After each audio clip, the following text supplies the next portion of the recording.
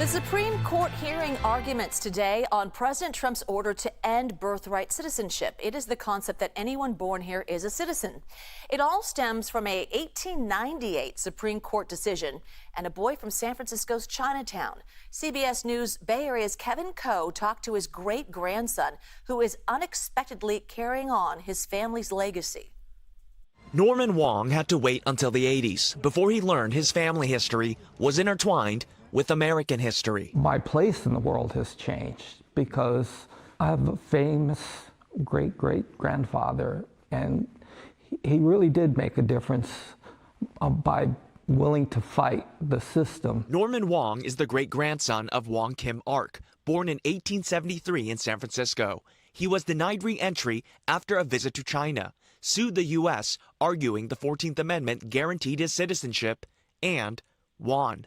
That fight still runs in Norman's bloodline more than a century later. His efforts actually validated my life to some extent. The 1898 Supreme Court decision set the precedent for birthright citizenship. This year, President Trump issued an executive order with the aim of putting an end to the practice as it stands. I signed an order that will end birthright citizenship for the children of illegal aliens.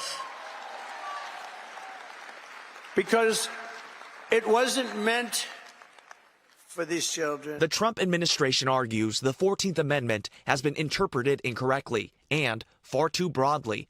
It's a sentiment for Norman that doesn't sit well. We need to get America on the right track where people care for each other. If we're going to live as a people, we're going to die as one people.